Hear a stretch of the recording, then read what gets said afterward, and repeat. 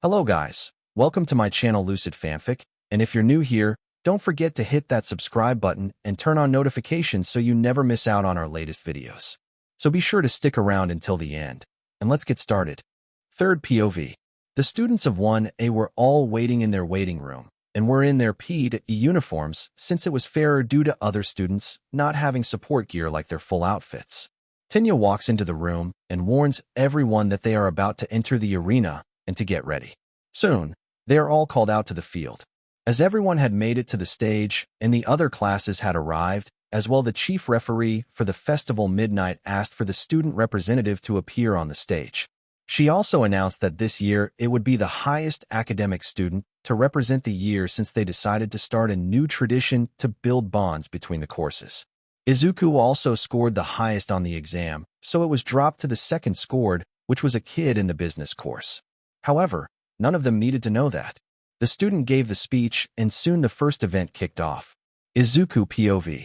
As everyone was doing the sports festival, Izuku has spent the past few days in Hosu hunting Stain. They have had a few clues on his location and have been following any signs that they have had. Izuku also ran into Tenya's brother earlier this day and warned him about their hunt for Stain. They agreed to notify each other if they run into him, so they could back each other up if they found him. About halfway into the day, Izuku received a location on his phone from Tenya's brother. Shit, Stain is attacking him. Izuku thought as he yelled for Gran Torino to follow him and started to explain where they were going. Third POV. Back to the sports festival. Everyone was currently running through an obstacle race that was 4 kilometers around the entire stadium. It started with a narrow passageway where they started, which Todoroki freezes to block others. However, a lot of the students from 1A and 1B got through regardless. Soon the students were facing the 0-pointers from the entrance exam. Some made comments about how much money UA had. Some went around the robots, while some, like Todoroki, just froze the robots. Soon they went past the robots and found themselves at a new obstacle. It was a canyon that people had to go across tightropes to get across. Some fail while others just went over it with support gear if they were from the support course like Meihatsum. As some failed to get across, others were making their way to the last obstacle. It was a minefield which made a lot of people go very slowly. As people were clearing it, one student was working his way through it quickly. That student was one Hitoshi Shinso, who took Izuku's analysis very seriously since UA had provided it. He learned some martial arts at a basic level over the 2 weeks of training. It wasn't anything good, but it did help him on flexibility and agility a bit. This bit was enough to keep a decent pace with other students and help him work his way through the minefield when everyone had to slow down for it. As such, he was only a few people behind Todoroki and Bakugo. However, he wouldn't place first as both of those students finished the minefield and made their way to the stadium, with Todoroki placing first. With that, the first event came to an end, and they had their 42 members for the second round. They all learned the second round would be a cavalry battle. Staff booth POV. The staff was watching the event go on. Nizu even noticed that a lot of them applied things from the notes that they were given, which made him happy that they were dedicating their time correctly. He also noticed the improvement in Hitoshi Shinso. Even the staff noticed that he did well in the first event. However, some staff noticed Izuku Yagi missing from the events. Nizu, where's Yagi? Asked Vlad King. Some of the staff was also wondering this. Even Aizawa was taking a break from the announcer booth since they were in between rounds, currently wanted to know. He's out on a mission. We should hear back soon since he's been on it for a few days now. Nizu said, but they all noticed it lacked the cheerful tone. They got worried about the mission. What is the mission? Aizawa asked, a bit concerned. He's grown attached to the problem child since he saved the class and him at the USJ. I really don't think you want to know, Nizu said without turning around. They really wanted to know now though. He is hunting down Stain in Hosu right now with Gran Torino, Nizu said, since the staff wasn't going to leave it alone. They went ballistic. They were concerned if he would come back alive, but Nizu just told them to calm down and that Izuku is good at what he does. If anyone had a chance to stop Stain, it would be Izuku, since he's a mix of All Might and himself, which they accepted barely. Third POV. The second round kicked off, and the winner Todoroki had 10 million points on his head. People were going after him left and right on the battlefield. One team, though, was working their way through other teams. This team was Hitoshi Shinso and his team of hero students that he threw under mind control. He took several students under his control and went through the other teams that had lower points to build up his points. As the round was going on, Todoroki started to use his fire. He kept thinking back on Izuku's words, and he had visited his mother as well. The meeting had opened his eyes so much that he was having an internal war due to his fire. His mother's words also aligned with Izuku's words, which only made it harder to ignore them. As such, he had activated his fire and kept several teams away from his team, which allowed him to maintain the first-place position. Soon the results came out, and first was Team Todoroki, second was Team Bakugo, third was Team Shinso, and fourth was Team Tetsu. With the final 4 teams, they had enough people for the final round, which was a tournament-style round. The matches were as follows. Masahiro Ojiro vs. Hitoshi Shinso. Shoto Todoroki vs. Hantashiro. Ibara Shiozaki vs. Denki Kaminari. Tenya Ida vs. Mei Hatsum. Mina Ashido vs. Yuga Aoyama.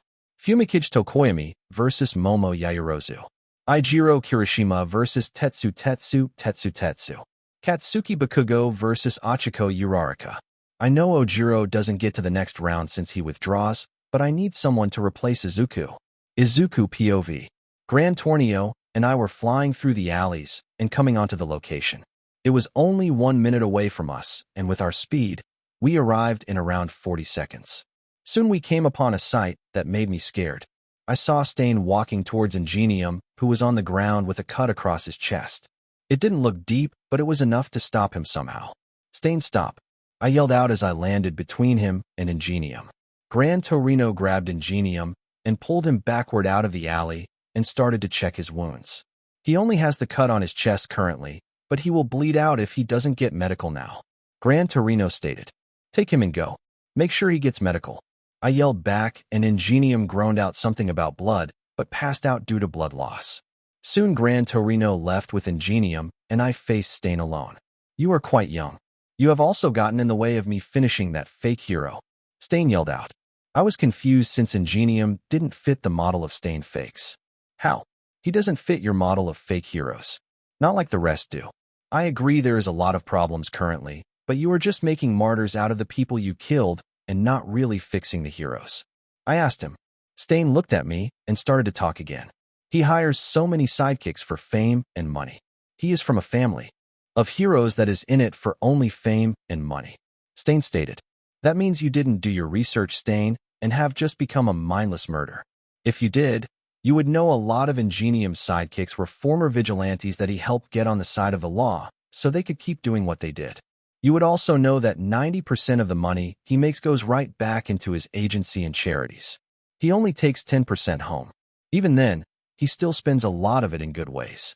The Ida family has promoted changes in laws that have helped people improve their lives and get punished less for minor things instead of being labeled villains when they only wanted to feed their families. So please, Stain, tell me how the Ida family and Ingenium is fakers, because they appear to be doing the best they can in making positive change in the world. I yelled out. Stain looked shocked. What is your name, little hero? Stain asked me, looking excited. I told him my name. I aim to be the hero of grace, Dikairu. I want to be the light for all the people that society has forgotten about. Those with weak quirks, no quirks, or even those that this society deems as villainous. I won't let you keep murdering people for such frivolous reasons. If we want to change society, then we must make positive changes and not kill everyone that doesn't agree with our views. You will stand trial for your crimes, Stain. I yelled out as I powered up OFA. I couldn't use everything I have since it would tear buildings down. As such, I went with 50% and used body control as well. Stain and I both moved at the same time. He threw several blades at me trying to cut me. I think it works on blood. I saw he had a long tongue, so it might be something with that. I thought as I dodged the blades thanks to body control. Soon I was bouncing off the walls and moving too fast for him to keep track of me. I started to land hits on him from different angles. After about 5 minutes of this, I screwed up. I landed in one place I had landed before, and he hit me with a blade since he was waiting for me to do that. As he was dodging my strikes, every time, he felt the wind change from my moving. Then Stain moved to get the blade, but I powered to 50% and got to it first and threw it in the distance away from us. Seems it not the cutting, but the blood, I thought. I jumped away from him and started to look for a chance to fight him. I knew I needed to get in and do close combat since he had gotten used to my bouncing attacks. Stain then talked. Kid, leave now and I let you live. You don't have to die young. I think you are truly a great hero. You focused on making sure the other hero got the victim out of here before you started to fight. You countered my ideology. You remind me of All Might. Stain stated. I'm glad I remind you of my father. I guess. I thought. Sorry, I wouldn't be a good hero if I let you go and you kill someone else. Their blood would be on my hands if I did. I stated and shifted into a martial arts stance. We stared at each other for a few moments. I noticed during our combat that he led me to a new alley so the police wouldn't know to look for me here. I had no choice but to follow him since he would escape. Soon he dashed off towards me. I didn't go for my bouncing attacks, but used OFA to increase my durability and destroyed his blades. I used body control to move my body fast enough around the blade and snapped it with my hand. Stain was shocked at my movements since I was starting to become unpredictable. I knew Stain was running low on blades from throwing a lot at me. I also just destroyed one of his main blades as well. He wasn't moving, so I did. I charged up to 50% and dashed to a garbage can and grabbed the lid and threw a few of them, and then charged up to him. He blocked the lids that had a lot of force behind them, and then saw me. I was in his close personal space and landed a punch right to his gut, throwing him into the building. He jumped off it and attacked me with another blade. As I dodged it, he came with another one that he threw. I used body control to dodge it as well and jumped back. I could tell Stain was taking this fight seriously, but was starting to tire out. Gran Torino came back right at that moment. Kid, the cops couldn't find you in the old location, so I've been searching. He yelled as he came up. He landed behind Stain, and Stain knew his odds were falling. Stain, give up. This is the end. I refuse to kill you. You need to stand trial for your crimes. It's not my job to be a judge, jury, and executioner. My job is to catch you and let the system take its course. I stated to him. He seemed shocked at my determination and will too. Kid, you are a great hero. I won't be mad at losing to you. This will be the final exchange of attacks since I doubt I will be able to escape anymore. Stain stated while taking heavy breaths due to all the fighting. He got prepared with his last main sword and looked at me. He threw several blades at Gran Torino, forcing him to jump away, and then charged at me. I charged at him as well, and as he raised his blade to slice me, I used body control and bent my body just enough to dodge the blade, and then landed my left knee right into his stomach. The blade was behind me in his hands touching the ground as he was leaning on me, now passed out from the fight. Gran Torino quickly came over and started to tie him up. I fell down to the ground since I was so tired. I may have the strength of All Might and intelligence like Nizu, but I lack the battle experience. That fight was so difficult due to the gap in the experience. I also couldn't use my entire quirk due to the buildings and destruction it would cause. I had to limit myself to 50% for the most part. I thought. Soon we got up and started to carry Stain towards the street for the police. Stain had woken up and congratulated me for defeating him. He then saw my face without my mask and realized he saw my picture before. I know you. I saw your picture from that damn hands freak with the League of Villains when they attempted to get me to join. They and that perverted ball brat disgusted me wanting to kill All Might, and now I'm glad I didn't join them since they want you dead as well. He stated. This surprised both Gran Torino and myself. It seems the League wanted me dead, which didn't surprise me due to the USJ, but also if AFO was behind them. We handed Stain off to the police for transport to a villain hospital to be treated for the wounds I gave him. The police asked if I was licensed, and I showed them my license and gave them my statement. About 20 minutes after we were finished. Good job, kid. Gran Torino stated. I thanked him for his help in getting Ingenium out since it would have made matters worse for me in that 30-minute fight. Then I froze. Wait, we need to talk to Stain right now. Also, call Tay Detective and have him meet us at Stain right now. I yelled out as I asked a police officer to transport us to where Stain was being taken since we needed to talk to him right away. The officer looked stunned, but complied. Third POV. The third round was in full swing. There were only a few people left in the tournament. Those people were Shinso, Todoroki, Bakugo, and Yaoyorozu. Shinso was now facing Todoroki. Due to training a bit in martial arts, he knew some fighting stances and was able to use his quirk less, which made it harder for people to know what he was doing. Soon they were called up and they fought each other. Todoroki sent out an ice glacier, but Shinso dodged it and just ran around it. Soon he just kept getting closer since he had trained a bit to be a bit more physical since he knew he wouldn't pass without it. He then started to make insults at Todoroki, which got him with his brainwashing quirk. He made Todoroki step out of the ring and won his match. He was now going to fight for second place. Bakugo had some trouble in his match due to Yaoyorozu taking a lot of advice from Izuku's papers. She learned to transfer fat stores from around her body and was able to make things faster since she combined multiple fat stores, which increased her speed at creation. As such, she posed a very difficult challenge for Bakugo. Soon the match came down to a close finish. However, Bakugo won since he landed a well-placed explosion off near her that allowed him to pin her. The final round was between Bakugo and Shinso. Todoroki had won third place after defeating Yaoyorozu with his fire and forced her to set out of the ring. He was becoming more willing to use his fire as Izuku's words kept proving to be true. However, he just placed his bastard of a father out of his mind and forgot about his existence. He would deal with him when he had to, but would become a far better hero than his father ever was. Being a rescue hero sounds nice now, doesn't it? Thought Todoroki. He still wanted to spite his father, but decided to do it other ways. Soon the final round started, and Bakugo kept Shinso away from him with his explosions. Shinso just ran around and kept his distance since he knew he couldn't overcome those. As such, he decided to try some verbal tricks that the paper suggested. Dear God, you are really explosive. Is your personality just as explosive to match your quirk? Shinso asked. Just stop running away. He yelled and fell under Shinso's quirk. Bakugo started to move out of the ring, but tripped on a rock. Luckily, Shinso read the paper well enough, which suggested ways to account for that type of thing if he didn't have support gear. The paper suggested staying close to the target in the event they snapped out, so he could knock them out. The moment Shinso felt the connection snap, he had charged Bakugo and swiped his legs from under him before he could realize what happened and pinned his arms behind his back, stopping him from using his quirk, or he would harm himself. Thus the festival came to an end as he made Bakugo step out of the ring. Damn it! Bakugo yelled out as Midnight called him out. A general studies student has won the sports festival. Seems we will have a new heroic student.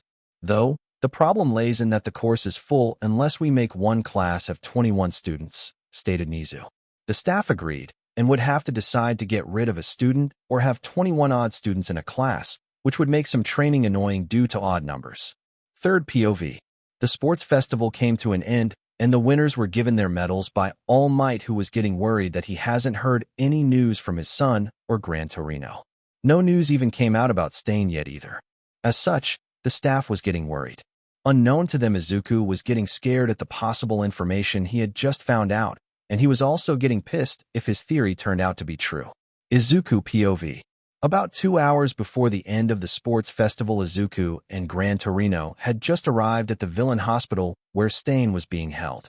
Detective Tsukachi had arrived a few minutes before due to how Izuku sounded. He knew Izuku was on the hunt for Stain, but didn't know what was going on. He only heard that Stain got caught, but no other details. He figured Izuku and Gran Torino had defeated him. However, now he was concerned. Gran Torino asked what was the big deal and why they needed to talk to Stain so quickly. Izuku wasn't explaining anything. His face just showed so much worry on it that Gran Torino was concerned. Soon they got into the room that Stain was recovering in. The detective got them permission to enter, and that is how they all found themselves in the room. I didn't expect to see you here, kid. Why are you here? Stain asked, interested in why the kid looked so worried. Stain, this is Detective Tsukachi, whose quirk is lie detector. I need you to talk about your meeting with the LOV when they failed to recruit you. You said something that concerned me and might save a lot of people. Please help us. Izuku asked, and everyone was shocked that Izuku had just asked the person he just defeated for help. Stain was really shocked, but happy that the kid wasn't here to gloat, which was the first thought that came to his mind. He thought that the kid wasn't a true hero like he thought, but the kid just surprised him by asking for help and saving people. Sure, kid. You just keep proving yourself as a true hero in my eyes, so I'll answer the questions you need. Stain stated, which shocked Gran Torino and the detective since they didn't think he would. Well, good job, kid. Gran Torino thought. Soon Izuku asked the question that scared them all. Stain, UA believes we have a mole at the school. We believe it's a student. You mentioned a midget pervert that was at the league's base when they tried to recruit you. Can you please describe him for me in the best detail you can? Izuku asked. Izuku also pulled up a picture on his watch that was connected to the school files. Stain gave a description and confirmed that it was the person Izuku showed in the photo, which ranged up as truth for the detective. They asked for more information and anything they could think of, but he didn't see much in the building since they warped him. He did know that there was a voice from a TV that Shigaraki called Master. All three of them thought the same thing. All for one. Time skip. Izuku, Gran Torino, and the detective made their way to UA. The festive would be ending any moment now, and the students would return to their class before being dismissed. It was at that moment they needed to strike. Izuku texted Nizu. Gran Torino and the detective are on our way to the school. We know who the mole is. Izuku texted. Nizu just texted that he would be ready with ectoplasm and a few teachers. He asked what class, and Izuku texted 1A. Nizu said he wouldn't alert Aizawa since the mole might get alerted. After about 20 minutes they arrived at UA, since they had already left before Izuku texted Nizu. They were walking into the school and noticed all the students had just arrived back from the festival. Some classes were already let go, but the hero classes would take a few minutes. Nizu, All Might, Ectoplasm, Snipe, and Midnight were waiting for them at Nizu's office. I'll ask about the Stain mission after this. Who is our mole? Nizu asked. Izuku stated Pervert Midget, and everyone knew right away. We got confirmation from Stain using the detective's quirk that he saw Mineta at the LOV's base. Unless someone was transformed as him, he is the mole. I suggest questioning every single student if they are connected to a villain group, or the LOV. I know you need permission from a guardian to question a minor, but you don't if they are willing to offer to answer a question. Give them an option to answer the question. If they don't, we know we need to look into them regardless. Izuku said, and Nizu liked the plan. Soon they arrived at 1A. Snipe, Midnight entered the back door with a few clones, and Nizu, Gran Torino, the detective, and Izuku entered the front door without knocking. Aizawa looked pissed at whoever came in, but looked confused when he saw the number of staff and who all came in. Minoru Mineta.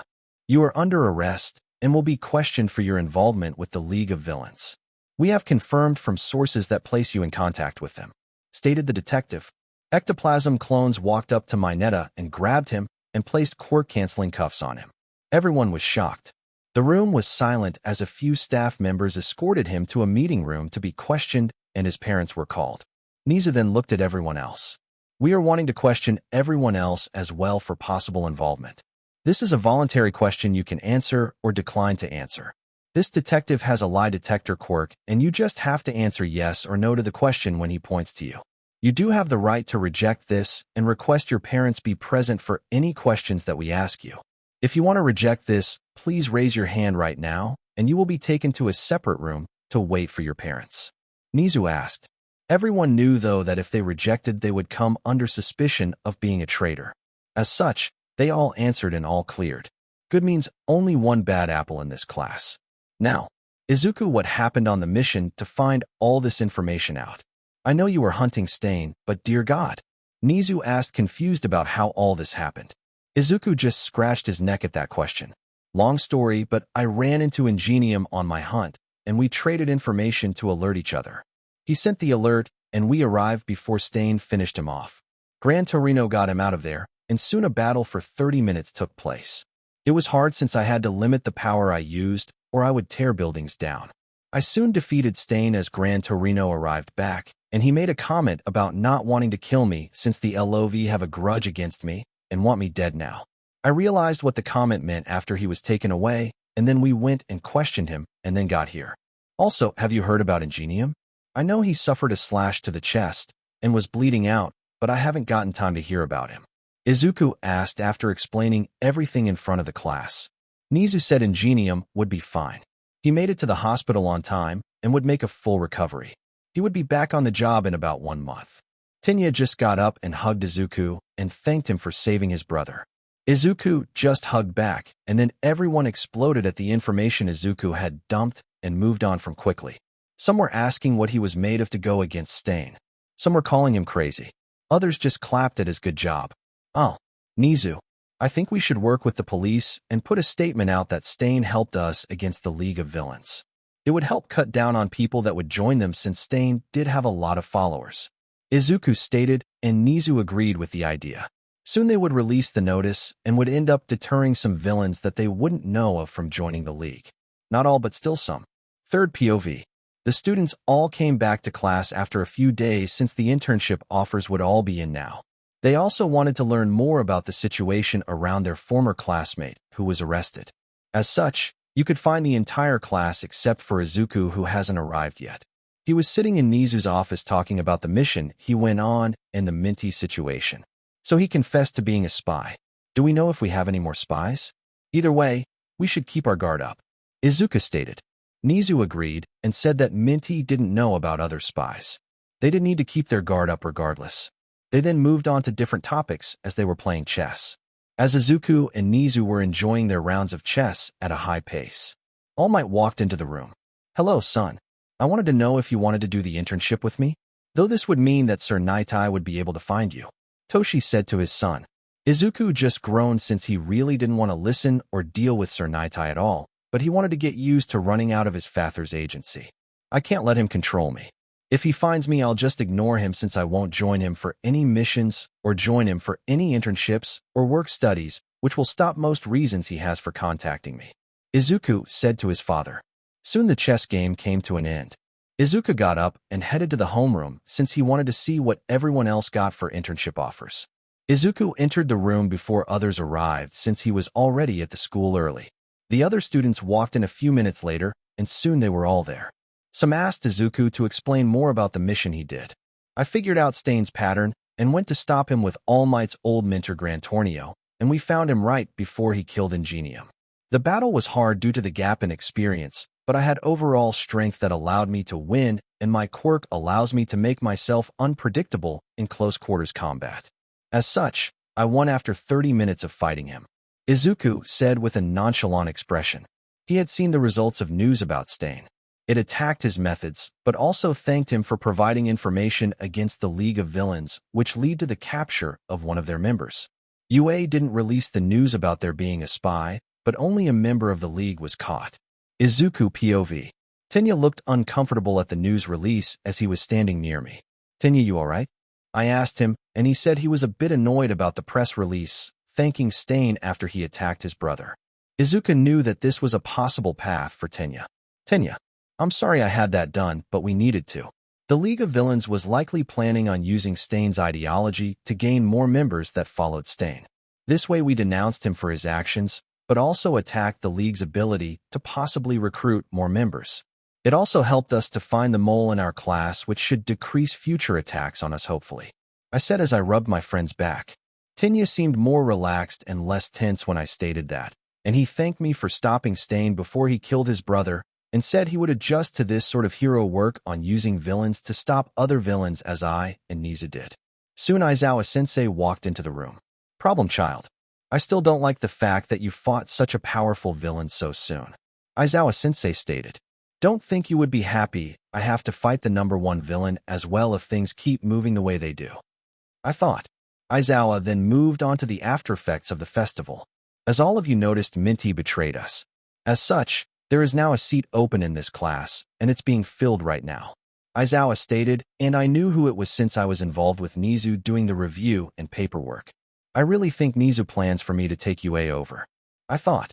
Soon Aizawa asked someone to enter the classroom, and it was Hitoshi Shinso. I was happy that I was able to help him get into the class. He took Mineta's old seat, which I pitied him for that. Soon Aizawa started to talk about the internship offers everyone got. I saw a lot of offers for everyone. Hitoshi Shinso wasn't allowed to have any since he was required to spend it with Aizawa-sensei to make sure he catches up with anything he is missing. As everyone was looking over their offers, Aizawa allowed us to talk amongst ourselves. As soon as he said that, I was over to Shinso's seat. Hello? Want to be friends? I asked him. He just looked at me and glared. Guess not. However, I refused to give up, I thought. He then asked me who I was since he didn't see me with 1A during the sports festival. Oh, I'm Izuku Yagi. I wasn't there since I went out on a mission since I had my provisional license already. I'm also Nizu's private student, so I will only be here for homeroom and heroic classes most of the time, I stated. He just looked annoyed with me. I refused to give up, I thought. Then I realized that Aizawa should have given out the updated notes that I created after the sports festival. As such, I turned towards him and asked him about it. Sensei, weren't you meant to give out the updated notes? I asked him, and he got up and groaned. Thanks for reminding me. I forgot about those, he said. Soon he handed them all out to everyone. Shinso noticed I didn't get one. Why don't you have one? He asked. Ah, you wouldn't know, but I'm the one that created these notes you've been given. It's part of the work I do with Principal Nizu for UA. So if you ever have questions, you can ask me, I stated, and he was a bit shocked. Soon homeroom came to an end, and I grabbed my things and headed to my office. See you all at lunch. I'll be in my office doing work for Nizu like normal, I stated as I left. They all just waved me goodbye and Shinso just looked confused as hell. Time skip. Third POV. It was now the first day of the internship. Izuku was walking towards the homeroom when he noticed Shinso being pushed around by some students who looked like they were from general studies. They better not be bullying, or I will destroy them with the rulebook, Izuku thought. As Izuku was walking up closer, he noticed that Shinso noticed him and looked paler at Izuku seeing this. Izuku heard some of the things they said. Things like he was a villain and that he must have used his quirk to get into the hero class. Izuku was done at that point. Izuku POV. Oh look, it's bullies, I said in a nice cold tone. They flinched and turned around and saw me. They started to ask what I was going to do about it since this hallway didn't have cameras.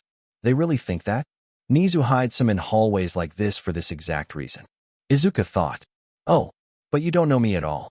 I'm sure my word will go a long way seeing as I'm Nizu's personal student. Now you have two options, either walk away or I beat your asses and drag you to Nizu's office, I said with some venom in my voice. I've never been kind when I found this situation after I moved in with Dad, I thought. They looked like they wanted to fight, but decided to walk away. After they were gone, I looked at Shinso and asked if he was okay and needed to go to Recovery Girl. No, and you didn't need to get involved. They will just get worse later, he stated. Oh no, they won't, since I will have Nizu deal with them. There are cameras in this hallway. It's stupid to think that Nizu doesn't have all of the hallways bugged. It's just the matter of reporting it and him going back through the footage and pulling it. They will likely be expelled since UA takes a zero policy on this, I stated. Shinso just looked shocked at me. I then grabbed him by the arm and started to pull us to the nurse's office, and Recovery Girl wasn't there yet. Sit down. I have an EMT license, but I also have a lot of personal experience of being bullied and treating my wounds, I stated. Shinso looked like he wanted to scoff at me. He then said, you bullied with your so powerful and flashy quirk? He stated. I doubt he even knew my quirk though. Do you even know my quirk? I asked him and he froze. Nope, you don't, I thought. You would be correct, it's powerful and can be flashy. However, what you don't know is that I only got my quirk roughly before the start of middle school. Before that, I was quirkless and was treated as I was an animal in a cage. That's why Nizu and I get along so well. Our pasts have so many similar things, I stated. He looked shocked and didn't know what to say. Soon I finished up and pulled him towards class since there were a few minutes before it started. I had already texted Nizu about the incident in the hallway, and he said he would deal with it. Time skip. Third POV. Everyone was at the train station waiting for the train to go to their internships. Izuku, what are you doing during this internship time? Tenya asked, and he caused everyone to look at me. I'm going with All Might. You all know how I'm close due to my father works at his agency, and he trained me and all that stuff with my past. Yeah, I asked him to intern me in his office since I already have a provisional license, so we can just keep moving around and he can do his hero work without having to worry about me like a normal intern, Izuku stated, and they all looked at him shocked that Izuku was interning with All Might.